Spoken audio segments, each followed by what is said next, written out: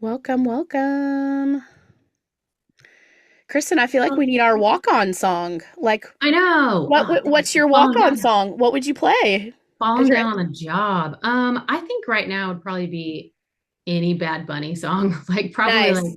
I don't know, DTMF would be a good one for a I walk on, love although it. it's not really walk on. What about you? What's your My walk on? go-to walk-on song is I have two. One is Megan Trainor, Me Too, which is Okay. If I Was You, I'd Want to Be Me Too. I just freaking love the swag in that song.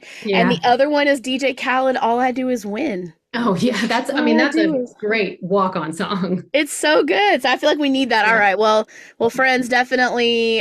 Sorry we don't have our walk-on songs playing, but you can picture that and drop your walk-on song in the chat, friends. For those who just tuned in, what's your walk-on song? What if you had to enter the room and any song could be played? Drop that in the chat. We'd love to know, and also drop in the chat where you're tuning in from, where you at across the globe. I actually see a few familiar, beautiful faces that have already signed on. So that is so exciting.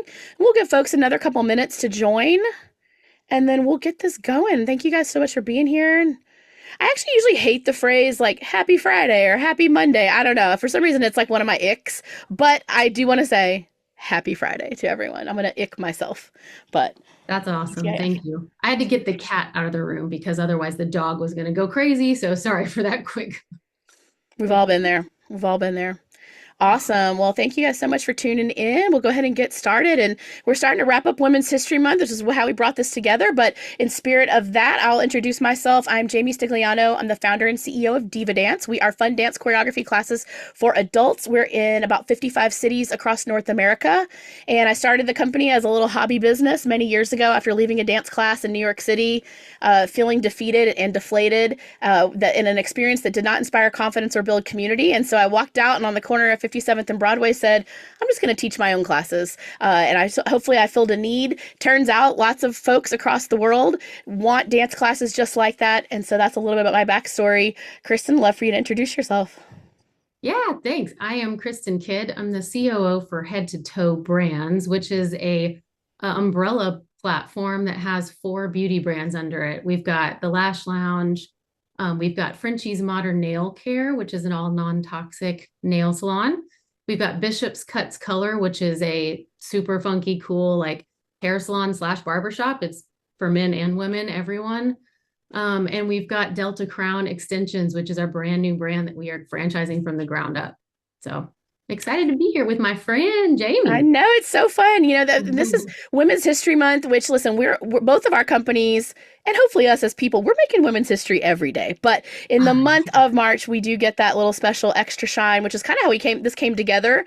Chris and I met through the franchising industry and became immediate fast friends. And then as soon as we started getting to know each other, we were like, wait, we actually have like a lot in common. So what a special thing, especially to like find those fun connections as adults and Yeah, to be able to have those new connections as we get older and further in our careers. So thanks for being a friend. Love that you agreed to do this with me. thank We wanted you. to do this because I just think that, we talk a lot as women in business about supporting other women. And I think it's really important that we walk the talk. We don't just post on our socials about like women's empowerment quotes or, I think it's important that we really not just stand for supporting other women, but like live it. And so that's kind of how this came to be. As DivaDance was thinking about how we can recognize Women's History Month, we thought about like what would it be like to collaborate with another brand who stands for the same things we do. And in the beauty industry, if you're not about confidence, I don't know what y'all are all about that. And then just naturally Yeah, through the franchising opportunity at Head to Toe Brands, you're empowering women through business ownership, which is exactly what we're doing. So, totally. so in the spirit of Women's History Month, and I'd love to open this up to everybody, Kristin, who is a woman that has inspired you? But it can't be your mom or your grandma. That's okay because it would be my mom or my grandma. Um, I think anyone who's maybe or met me or seen me or heard me talk or whatever has heard me say this, but Meg Roberts is our CEO at Head to Toe, and I've gotten the opportunity to work with her starting on Lash, and it's been 9 years in this month, which is insane. But prior to getting to work with her and for her, I had been in a male dominated industry my entire career growing up. And we'll probably talk about that in a little bit, but coming up through the music industry and then being in technology and music again, it's all male dominated. So I never had a boss or a mentor in my whole career Mm. that was a woman. I never had a mentor in general. So when I met Meg, it was kind of one of those like fast friend feelings, although she's, your boss and it's a little scary, but she leads with such like just openness. She never leads as a boss. She leads as an actual leader. There's a great Simon Sinek quote that there's leaders and there's those who lead. And that's what Meg does. I mean, she teaches and coaches, but she does it through being just authentic to herself. So having someone that I can run things by or look up to or take advice from is really important, but also seeing who she is just in the industry. If you've been in franchising, you know who Meg is. Oh And yeah. it's been so cool going to things like conventions and stuff and people saying, "Oh my God, you work with Meg. Oh my God, like you're so lucky." And I'm like, I know, I am, but Meg is she's such a just, person that I'm like, I know her. Like, you I, just feel like empowered to do that. I love that. I yeah, hope that people who know me, like, say, like, I know Jamie. Like, that makes me feel yeah, so good because it's, these are people who yeah, are, Meg is authentically out there lifting up other women. And I found that yeah, I know her as well from the franchising industry. So, right, that's a great answer. Well, I was going to say someone yeah, that I don't know personally. yeah, But I want to know, and this person, I've made a list of people that, like, if they just knew about DivaDance, we would be so much bigger as a brand. And one of them yeah, is Sarah Blakely, the founder of Spanx. And so she's on I have like a short list of people that I'm like, if I can just get to these people, then the whole world will know right, about DivaDance. But what I love about Sarah Blakely's story, look, she's a billionaire now, literally. But what I love about her is, she created Spanx to empower women to feel confident in their bodies, no matter what your body yes, is, to be able yeah, to wear clothes that just help you stand a little taller. And I'm all about that too. Like, I'm not about like needing to look thin per se, but just like feel confident, So I love right, everything that Spanx has stood for. And I love how she shares her story about walking around with her red backpack and she sold fax machines and, going to just her whole story is so cool. But what I love yeah, the most about her that I, just like watch her on socials is she's a mom too. And, for those of us who wear multiple hats, whether that's a pet mom or you're a hmm, caretaker or you actually have, kids that you're taking care of, like we all wear so many hats as women. We can't help ourselves and the world just expects us to do all the things. Like I hmm, jokingly tell my husband, I'm always like, you would be dead without me. And because we as women, like we just are responsible for so much and for so many people yeah, beyond ourselves. And so yeah, I love watching her and just balancing that founder life and that, well, now billionaire life, but right. with all the other hats she wears. So Have you now, ever gotten to hear Kat Cole speak? She's the CEO of AG1, the Greens company. no, but I She was the need to. speaker at IFA this year and talk about like grabbing a room and paying attention and the way she leads. And she was that's a person like along those lines, Jamie, that I would be like, I would love to sit in a room with her and talk with Okay. her. She Well, I'm was putting her on the list. incredibly inspiring. She's going on my hit list then. I'm like, this Yeah. person needs to know about Diva Yeah. Dance. Yeah, so I just, having those people that we can be like, okay, well, if they can do it, I can do it. And I think that's what Mhm. part of what we wanted to bring this webinar together for is just folks to hear from our experiences. Yeah, and say the name again. I think we had a question in the Kat chat about that. Cole. I'll put it in the chat. Perfect. Yeah. And yeah, that's really one of our goals of this is for folks to hear from us who both have had other careers, you own other, businesses as well in addition to that. So the one thing Yeah. that when we first met that we were both like, wait, we have this in common is our music industry background. Yeah. I think some people on the call know that for 18 years, my job was to make rappers and pop stars rich and famous. Hmm. That I exited, worked for big corporations and I exited that to, empower women through Diva Dance and help them start their own business. But share with everybody a little bit about your music Origin industry. Yeah. story. Give Yeah, I us think the our lore. We want the lore. right. I think our origin story is really very interestingly similar. But yeah, I'll share mine and then you got to share yours. Um, so I was a musician all growing up. My family's a musician.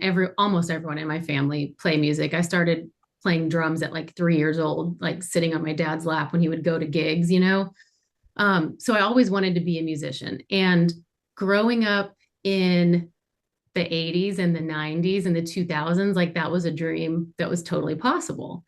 So I went to school, I went and was getting my audio engineering certificate, and I worked for a major record label, Warner Brothers Records, doing marketing and street team marketing and things like that.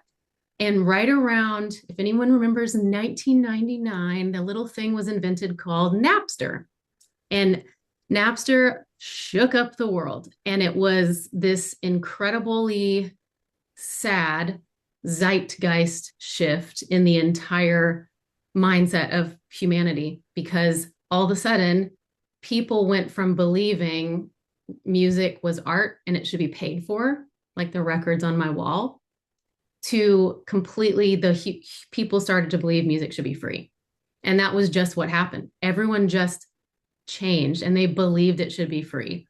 Well, what that did to musicians was, oh, by the way, now it doesn't matter if you spend a lot of money and put out a great album, you can't get signed anymore because record labels weren't able to make these $1 million deals and sign a band and put them out on tour because all that revenue stream was gone. So it was like this really like hard shift in my mind of like, okay, everything's changing. You can't just really do this anymore. You got to have a job, like you're graduating college with a degree in English and history. So I kept playing music, of course. I went into the career world. I started a startup tech company and hated the 9 to 5 and I hated the drive. And my husband now, my boyfriend at the time, both of us were musicians. We found this little company called School of Rock, and there was only like maybe 20 in the nation. They had just started in the 90s. Anyways, this franchisee was opening one in Dallas, so we were like, this sounds cool. Like I know how to do this. So we both went to work for this franchisee, built up this music school in Texas, and it became one of the biggest ones in their system. And then over the course of the next year, excuse me, 8 years, we opened multiple schools. We acquired failing schools. We moved to California and opened up a whole region, moved back to Texas, and we're managing 27 schools across the United States, from like Vegas to Wayne, New Jersey to Kansas City to Houston to California. It was everywhere. But it really taught me over that time in my career how much I loved operations and how much I loved coaching and teaching people. And having to scale this multi-million-dollar business with hundreds of employees and creating like best practices and opening new businesses from scratch and making them successful, or taking ones that weren't successful and turning them around.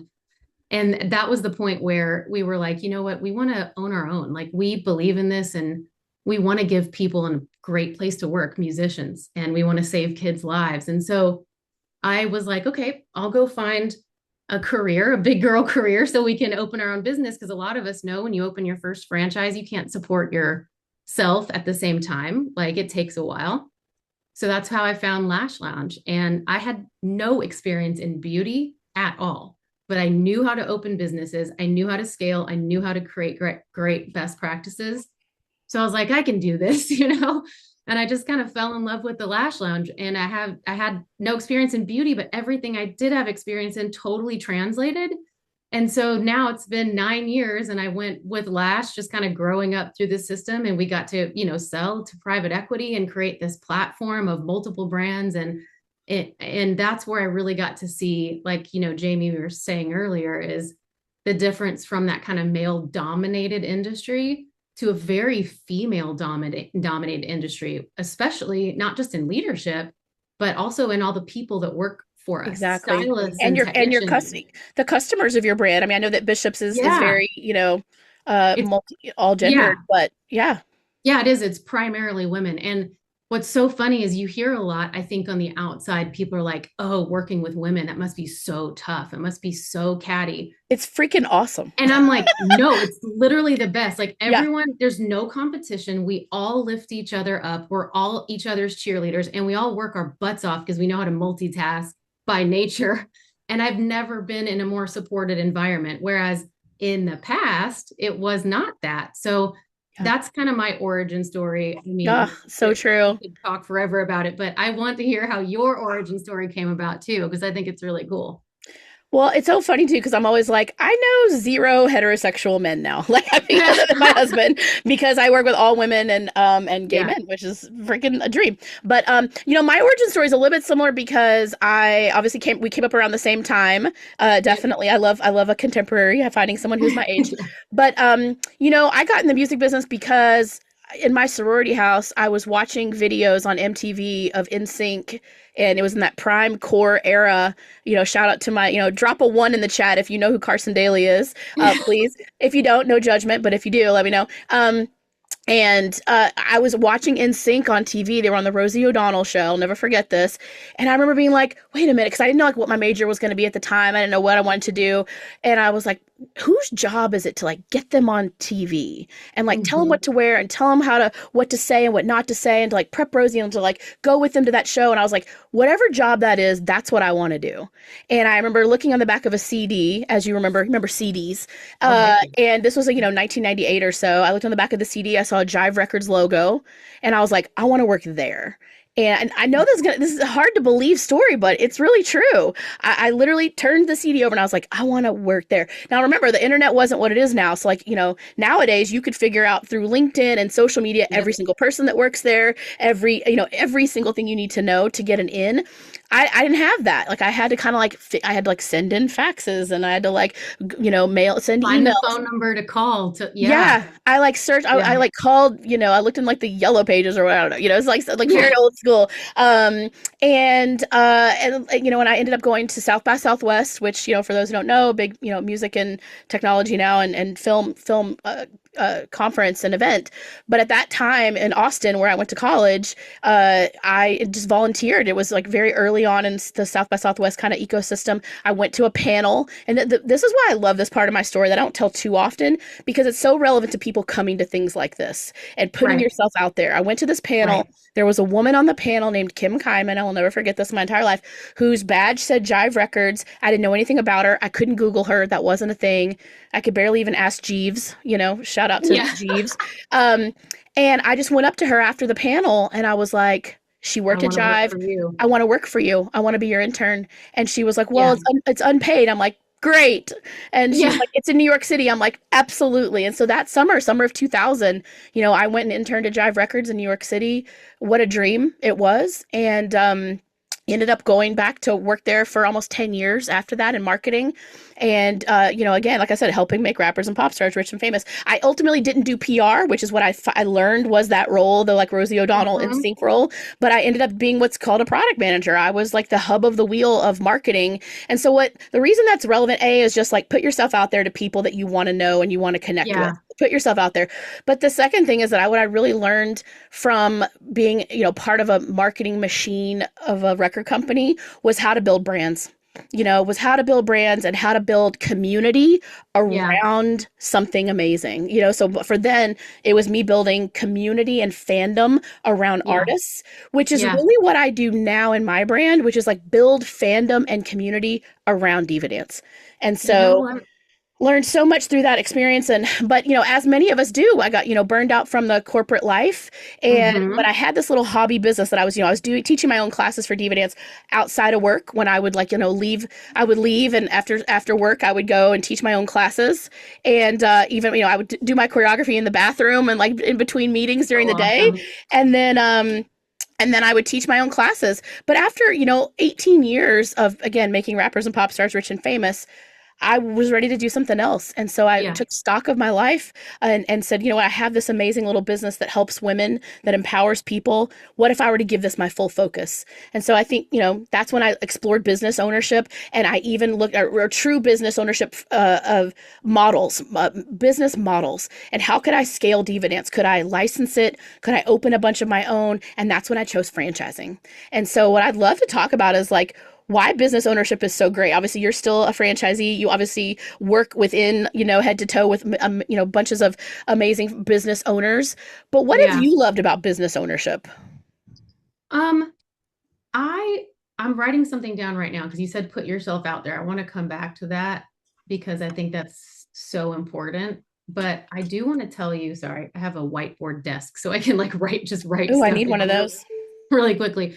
It's not good when you have a cat. He likes to sit on my notes, so they only last for a day.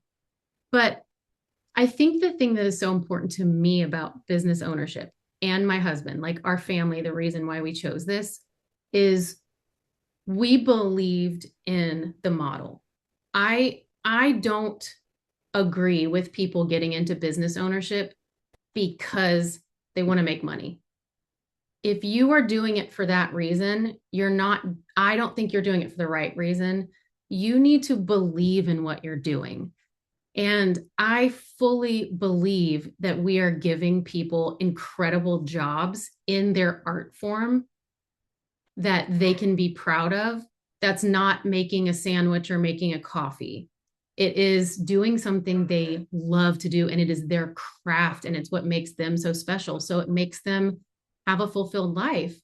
On the other side of that, I believe so strongly in what we do for our guests. For me at School of Rock, we change kids' lives. At the Lash Lounge, at Bishop's, at Frenchie's, and at Delta, we are changing our guests' lives. Beauty can have a pretty stigmatized, I don't know, feeling to it.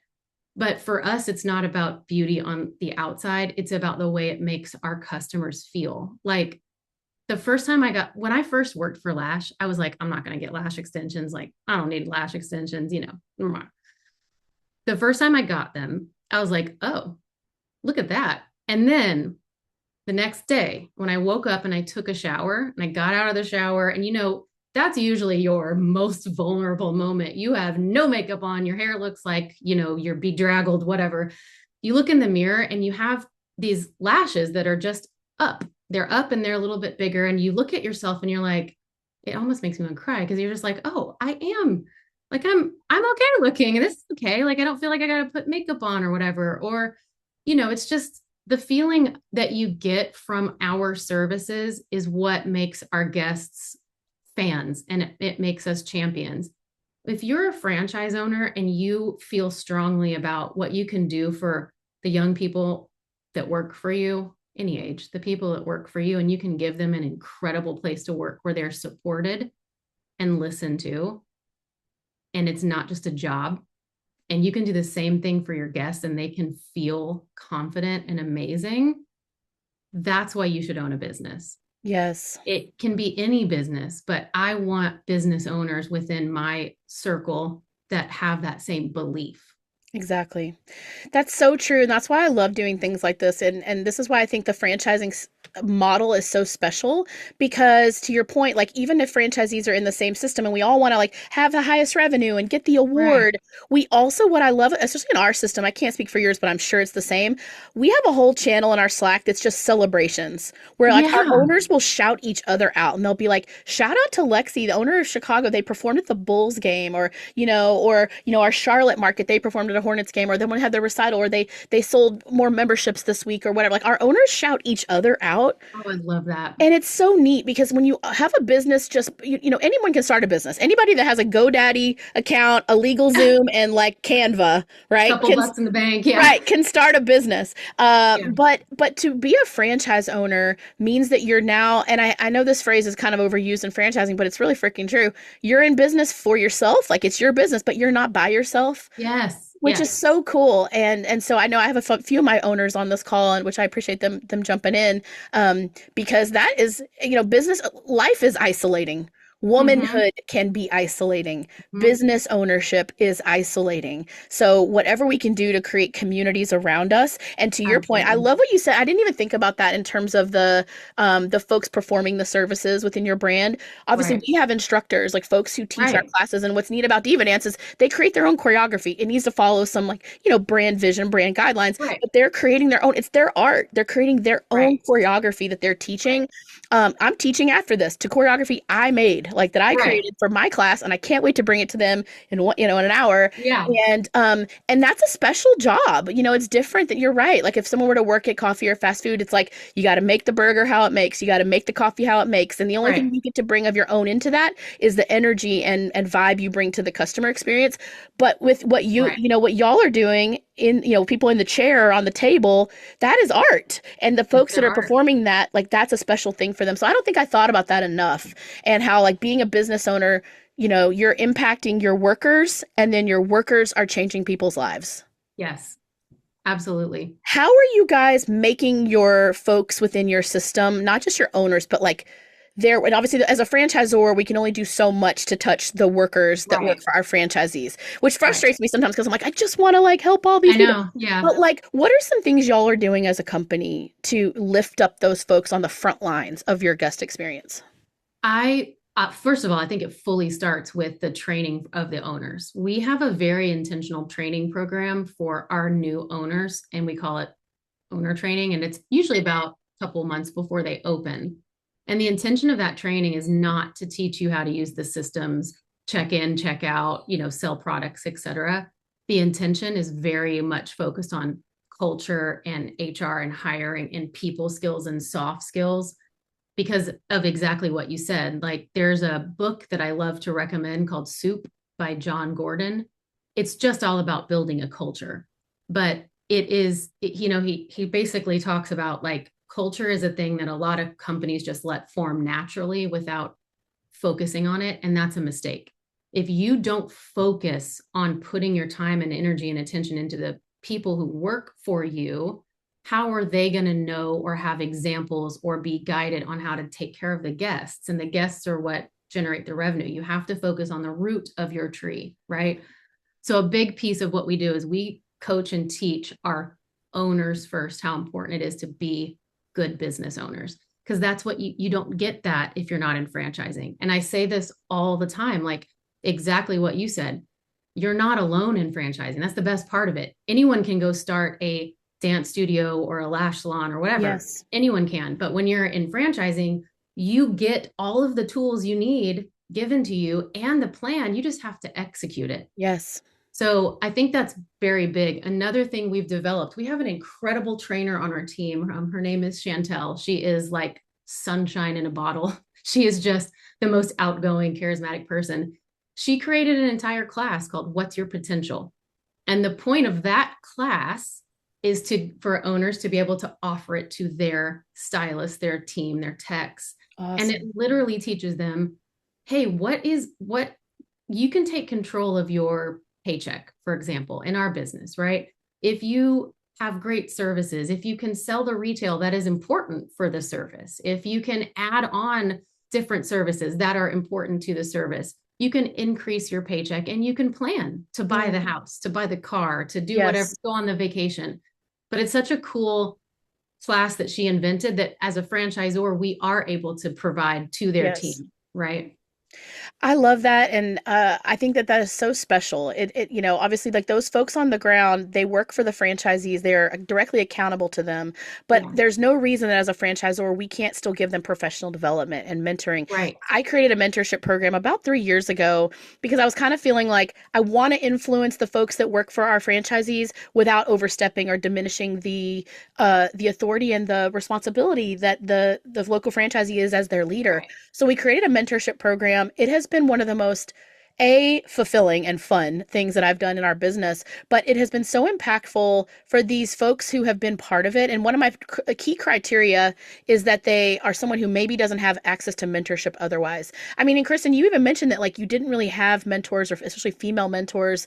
And that's Yeah. just and that's just a freaking shame, because don't you ever think about like what you could have, I mean, obviously you're a very successful and an amazing person, but don't you ever like think about like what if I had like a mentor? I could have been even better. I could have been, or Yeah. even I could have handled situations even better or more strategically.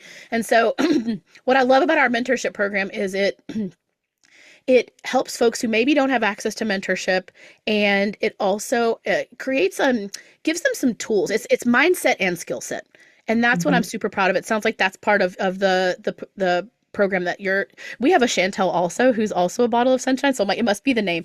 We need our Chantels to meet. So funny. Yeah, ours is pretty amazing. So yeah, that mentorship is so important. So I think, if what advice would you give, Kristen, to anybody on the call that is like, oh man, I don't have a mentor. How do I get one? What do you think about that? That is like the perfect segue to what I wrote down is put yourself out there. So, you talked about how you got your job at Jive and you made it happen. And it made me think about this part of my origin story that I also don't usually share. I don't think about it, but the way I started working for Warner Brothers Records was because I had a friend in a band, and from that friend in that band, I met this other person in that band, and then that band said, "Hey, come see my show," and I went to the show, but I got there early and I met this woman outside of the show that worked for Warner Records. And she was like, "You seem like you've got the right stuff." And I was like, "Let's go to dinner." And we literally went to dinner and talked. And she was like, "You're hired." And I was like, "Yes," because that's all I wanted to do. But I love I that. think about as a young person, it was just more natural to put myself out there and to like go up to people and meet them or go ask for what you wanted. I think as we get older, that kind of starts to diminish a little bit. And it might Mm, be because we start to feel more self conscious. We start to feel like maybe we can't, those kind of like anxieties and fears as an adult start to take hold. But you just have to keep that in mind. I mean, Jami, when you and I met, it was at, I believe it was at a point of sale conference. yeah. And we just got to kind of chatting about a previous point of sale that we had talked about. And I'm the kind of person, you know, like as again, as an adult, I'm pretty quiet and reserved. Like I just, I don't know, I feel awkward in those situations. And if it weren't for you talking with me and then just being like, "Oh my God, this lady is awesome." And we like just sat together, I think the rest of it, and we went out and we shared numbers. And then from there, it was like fast friends, like you said. I would have never known you or met you because of that. And thanks to Yeah. you putting yourself out there and just talking to me about it, it created such a cool lane and relationship. I I'm think definitely a it's an people finder. I'm a people finder. I'm very much like, I want That's to know impressive. you. Yeah. But I think it's important that we do that. But I'm also a connector. So if I meet someone and I'm like, I don't know that I'm your person to kind of take you, Right. but I know somebody. And I think that's important that we do as women as well, is we make Yeah. authentic connections with other people, and to really be of service to others. And I don't know what the head to toe core values are, but I have to imagine that's probably in line with that because it's about, servant leadership and like, living that in your relationships. I also am pretty fearless with people. I'm like, I want to be your friend. I And love that because that's I'm how you not. and I, when I met you, I was like, I like this girl. I want to be her friend. So my advice to anybody on this call is like, if you are like, you're my people, then like ask Yeah. them to hang out, Yeah. and keep in touch too. I mean, you and I will even go a few months and then I'll just check it. I'll just text you. I'll be like, how you doing over there, What lady? up? Yeah. What's the latest, and I think that's Yeah. super important too. But I love that. And honestly, it's really because of franchising and business ownership, and it just brings you a whole new community of people. I mean, can you just share a little bit about like the franchisees in the head to toe system, or maybe even within Lash Lounge, of like, what is that community like what is it like I to be can. part of that?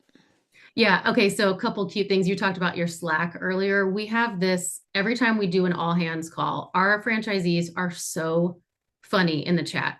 Like they will just like joke with each other, chat with each other, use reactions. I love that because they are a community. And a lot of that comes from our convention, which we do every year. We meet in person and we just get to know each other. Yep. We have a franchisee on the call right now. Her name's Ashley.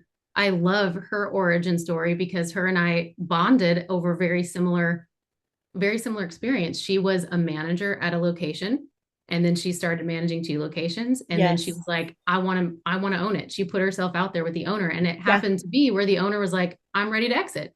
Yeah. So now she owns her own location and is doing incredible. Ashley, I'm so proud of you. We just chatted the other day thinking about, expanding portfolios and stuff like that. Yes. And it's just like we have this we have this incredible group of franchisees actually in all of our brands that are now expanding their portfolios to the other brands because they See. know us and trust us as leaders. I hope. I mean, Yes. that is just a Yeah. really cool experience.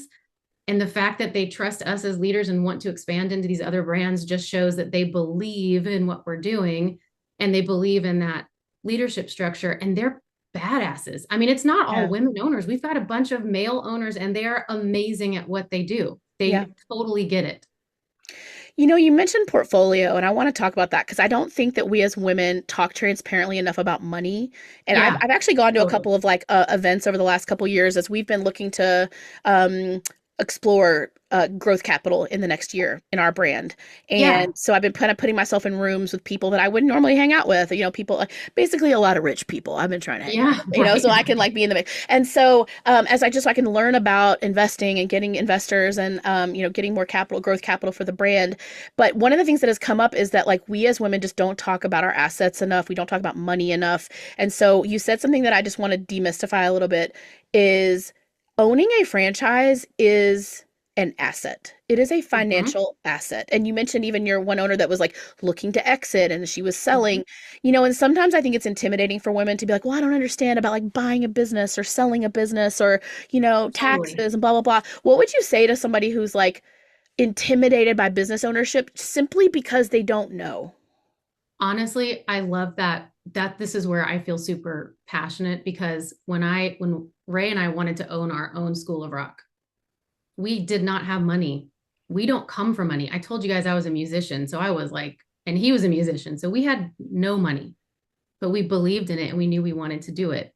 And we figured if we can find people to invest with us, we can do all the hard work to figure out how to get an SBA loan and how to figure it out as we go through. And that was our path into it, where I might not have 50 grand or 100 grand in the bank, but I know I can do this. And I Mhm. also know that this person, this family member, or this person believes in me, and we're going to partner together to do it. I think that's a beautiful entry into franchising if you don't come from hundreds of grand in the bank, Yeah. right? And most of us don't. No, most of us don't, but we know what we want to do. And we know there are people out there in your life or just, I don't know, that you can find that could invest with you and you can create a partnership. I think that's a great way to start. I don't know that I answered your question though, specifically, Jamie. No, I That's mean, I always think out it's there. just what I want is the conversation around business ownership as an asset, and it's different than being Right. self-employed. I talk about this a lot. Is Yeah. self-employed means when you don't work, you don't make money. But business Right. ownership means that if you build it the right way, you're making money because Right. you own a business. And Absolutely. I want that for women. So, obviously you have amazing role within head to toe, but if you were only a business owner, Hmm. like what does that do for people? Like in terms of like freedom, owning their time? Absolutely. Well, I also think it's important to understand with our businesses, I think with yours and all of mine, I think that there's true value in economy of scale. When you own one business, one location, are you buying yourself a job, right, to Yes. make it work? But what happens if you can expand to three? It sounds scary, but the reality is if So you have true. three businesses going at once, I think three is a magic number because I think once you have three, you can go to 5 and 10 easily. It's hard to go from one to two, it's hard to go from two to three. Once you have three, you can have one manager over everything. You can have one marketing over everything. You can have Yeah. one payroll source, Yep. and you can really start to like spread out those costs better. But it's really hard and kind of scary when you're only going into one. Yeah. So make a big plan, like really think big because there is absolute value in sharing of resources when you can have multiple businesses that work together, Heck right? yeah. And then that's how we create wealth. Folks talk a lot about Yep. generational wealth and, I know it's a very hot topic, but I mean, that's how we create assets that we can then leverage for a home purchase. And then you leverage, for the extra things that we want. And like one of the things we start off with new franchisees is just, I ask them to make a dreams list. And it I literally on the love instructions, it that. says, don't hold back. And I get the most amazing things back from people of things that they want to do. And then you know what? When they're hitting a hard moment in their business, I pull it back up, and I'm like, remember this? We gonna do it, girl. It's like that's what business ownership can do. It can either give you the financial abundance or the time you need. Because I know when I was working in corporate, I was just living for the weekends, and I was like, I was Yeah. counting down to my next day off, and Yep. and that's as we get older, it's like I want to do what Because I you're want not to do. living for yourself. Yeah, I want Like to do what that's I want to do. So right. I love that. You've probably seen the Bad Bunny thing when he's like, I don't know if they know this, but I do whatever I want, and like that's what Yeah. business ownership is like now. So, Yeah. well, I know we got to wrap up in a few minutes, and I want to have some time for any Q&A that are in the chat. I haven't been peeking at the chat too much, I know, me neither. but we will do that. And so, one of the reasons we wanted to do this too is just to talk about franchise ownership and how great it is, and how it's such a great way to have a foray into business. And Yeah. so I'd love for you or any of your colleagues that are on to just drop a link. If anybody on the call is like, "Ooh, I love to check out these head to toe brands for Yeah. franchising," I'll have my colleague do the same. We actually made a cute little quiz for people that were basically they can kind of we're old school from like the old magazines and like MySpace. We're like taking a quiz to I figure love out it. Yeah, I love a quiz. So Yeah. Elizabeth, my colleague, who fun fact was my intern at Jive Records, she now works for me at DivaDance, which is kind of a fun full circle moment for all of us. But yeah, I would love for folks to explore, head to toe brands, franchise opportunities, and Me too. y'all have, especially with, listen, that new brand you guys have that's the hair extensions. Delta Crown. I mean, that's a new brand, right? So there's such It, a lot of white yeah. space on the map to grow with that It's one. actually going public literally April 1st. We already have internal sales from our current head to toe franchisees who totally see the vision and Let's get it. go. And it's amazing. It is founded by a woman who specifically built her business to empower the women that work for her, women and men who work for her. So great. Hair extensions are something a lot of people, traditionally don't talk about, but it's something that makes you feel more confident, makes you feel Yeah. like your younger self, if your hair's thinning or just whatever it is, right? And she has this incredible team-based model. I mean, it's such a beautiful story, to be honest with you. And I Yeah. cannot wait for it to hit the market because you're right. Like we have our internal sales already, but as soon as it goes live in April, it Oh my is an gosh. incredible business concept. I can't wait to bring it to market, honestly. I saw the kind of pre-promotion y'all were doing for it, and I'm like, this is special. And I Yeah. think, the last thing I want to close with before we open to questions is just, what does a confident woman do for the world? Oh, Because that's man. y'all's brands are all about helping folks come in and then they leave more confident. We're the same. What Yes, does that you do guys are. for the world? Confident women creates more confident women. When you have confidence, your confidence is not just in yourself, but it's in others. And if you can help lift other people up, that's what makes the world a better place. Like not tearing each other down, but lifting each other up. And that's what you guys believe in. And that's what we believe in. We need more good humans out there, and we need more women leaders that are bringing up more women leaders and giving them confidence. I always talk about when people leave here, they're probably nicer drivers on the road immediately after they leave Diva Dance, Yeah. because when you're confident, you just it's contagious and it just comes out Yeah. of you in so many places. And so literally, like, you leave a hair appointment or a nail appointment, you just have more pep in your step, and then Mhm. others feel it. It Confidence packs. is contagious. I It love that, is. Jamie. It is. It's so impactful, and that's why I really think that brands like y'all's and brands like ours will change the world. As Girl Scouty as that sounds, it's Absolutely. true. So, okay, well, this has been awesome. Let me go to a couple questions here in the chat. Yeah. I noticed a question. This is an awesome question from Nicole about kind of the financial aspect of franchise ownership. So, I'm happy to take that one, and then if you want to add anything, Kristen, love to hear Please. from you. Yeah. Yeah. Yeah. So one of the things as part of the franchising journey is, as you're doing your discovery of a franchise brand, any head to toe brands or DivaDance or anything, Chick-fil-A, anything, they are required by law to give you certain disclosures, which is what's kind of awesome about Mhm. franchising. Like, they have to tell you everything. There's no surprise fees later. There's no surprise requirements later. Like, it's all very transparent.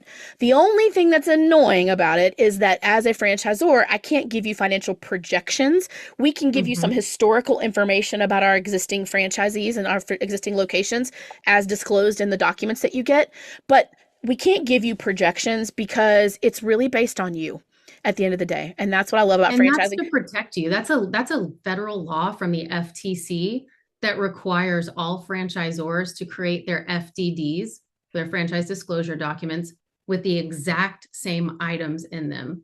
And that is to protect you. If you had a franchisor telling you, oh, you can make millions of dollars or you can break even in 3 months, run away, because you have to be able to trust what's in those documents. And you also can call any franchisee in the system and talk to them about it. But you Yeah. don't want your franchisor to try and give you projections, because you need to be able to, it's all based on you and your ownership and how you execute things, right?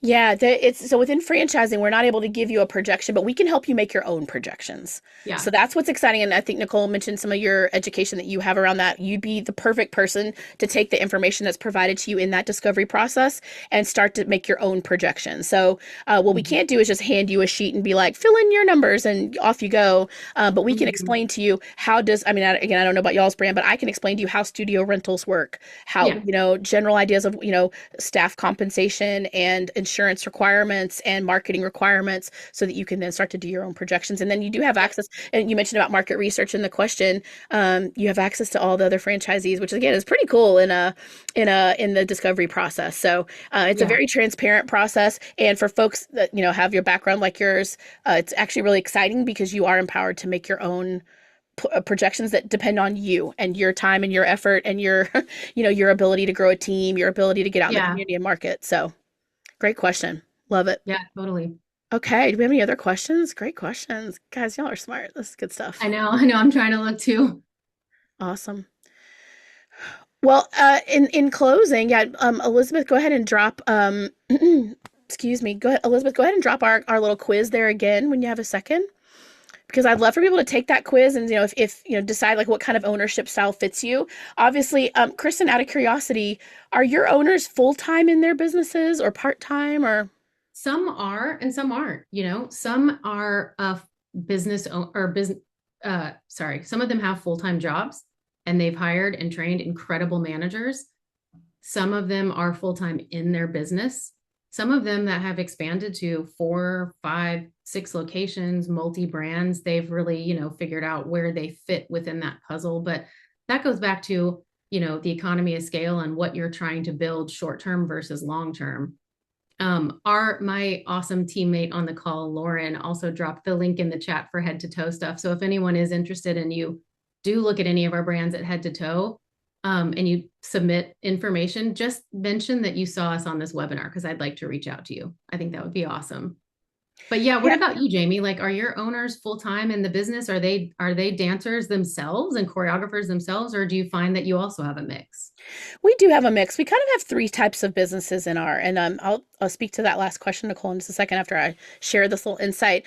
We have like a boutique model. So one really important thing to know about our brand is that we don't require they have a dedicated brick and mortar studio, which is pretty wild. I know. That we empower our owners to bring the DivaDance experience to existing spaces. They rent from other business owners, their studios, their group fitness spaces, and in some cases they do have a dedicated brick and mortar. I think my Boston owner is on. She has a beautiful dedicated studio there in Boston. We have one here in Austin and several other cities.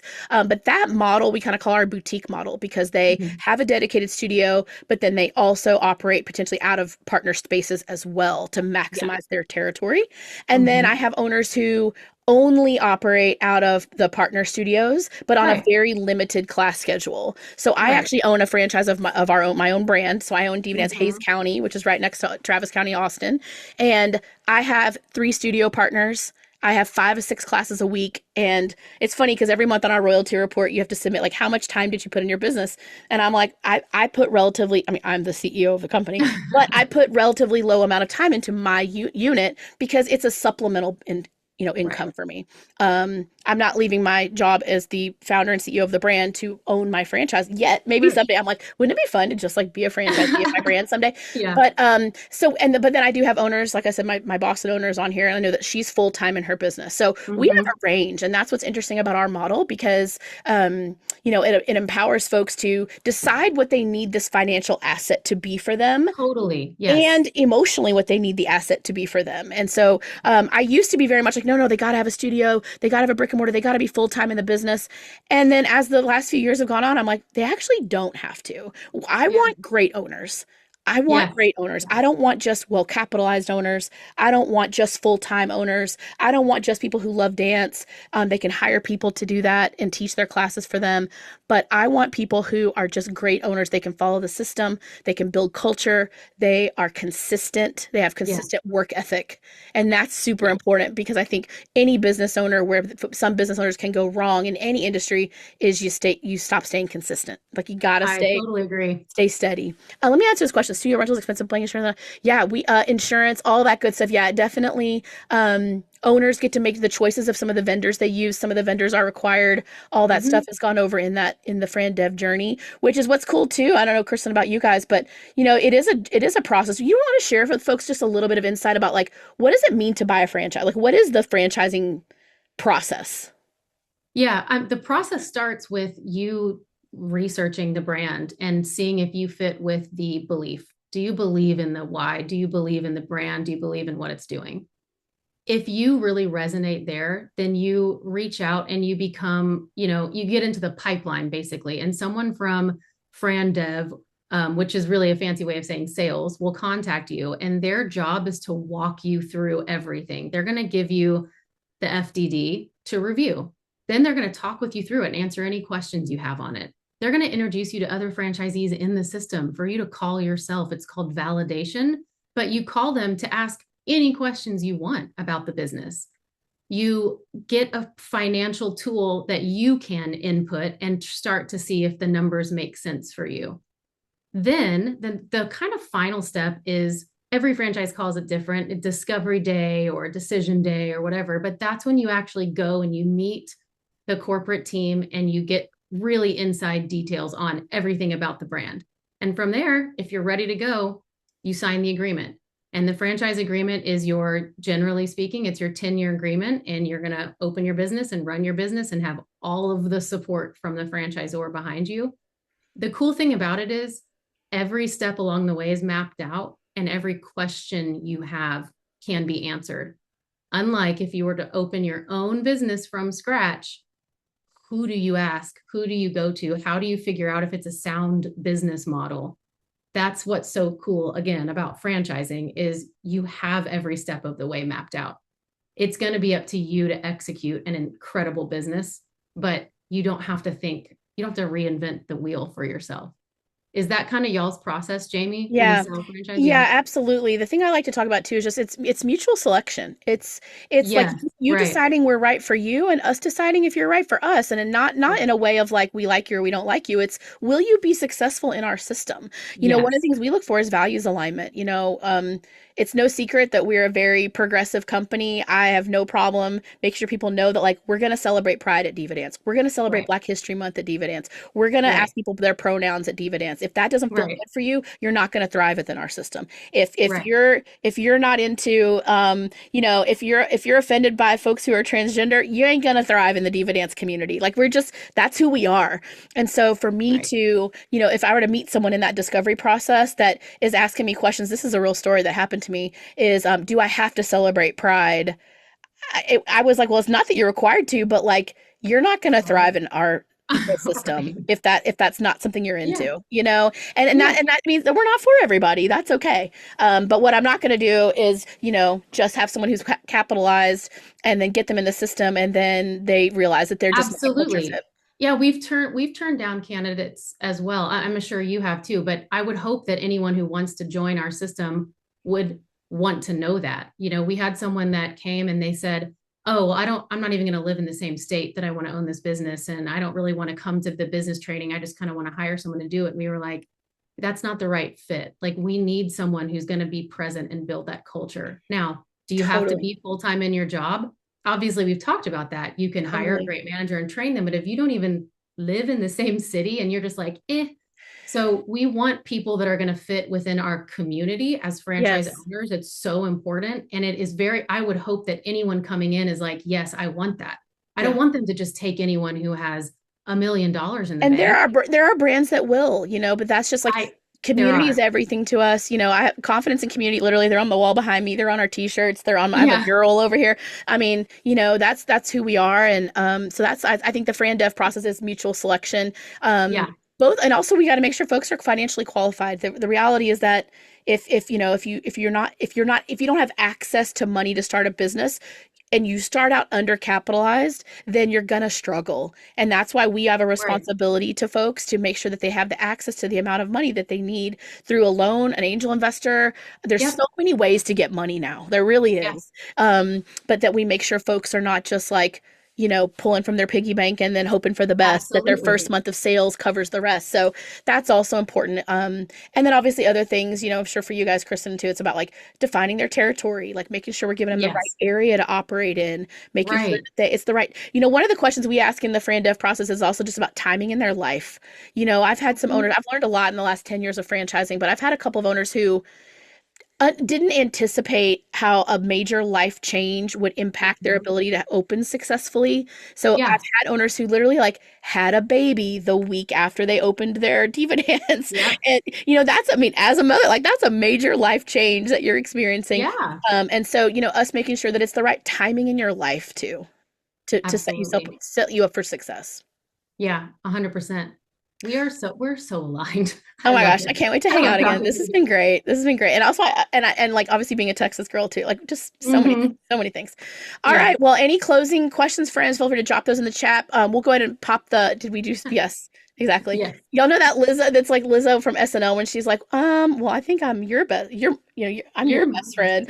That's how I feel about my daughters actually. But yeah, I mean obviously I'm happy for folks to connect with me on LinkedIn. I'm happy to be a resource same. where I can. So look us up on LinkedIn. Our colleagues will drop those links again real quick, just to, if you're interested in exploring any of the head to I'm toe gonna drop my brands. email in the chat also, Jamie. I don't know if you wanted to, but Sure. if Yeah, for anyone sure. wants to Happy reach to be out a to me. resource to anybody.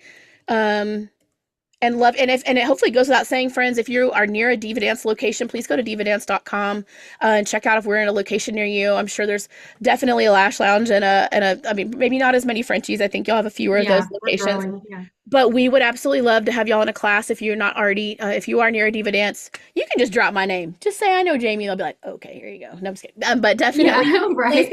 please go take a class. We absolutely love bringing in new people, and even if you don't have dance experience, you're perfect. You're perfect for us. So Oh man, that's awesome. awesome. All right. I'm Well, so thank proud you. of you and everything you're doing, Oh my Jamie. gosh. Thank you for putting this together. This is amazing. Thanks for being a friend and a resource. And Kristen and I will even Yeah. text, this is what good, friendships are really about. It's like, hey, can I call you real quick about a Yeah. thing? I've And got this so thing going on. that stuff is valuable, and that's what being part of a great system, like our respective franchise systems Yeah. are all about. So awesome, friends. Well, thank you all so much. Happy Women's History Month, and Happy appreciate history. you. We'll send out this recording in case anybody missed it that you thought would benefit from our conversation. And have a great weekend, Thanks, everybody. guys. Thanks. Thank you both. Bye. Bye.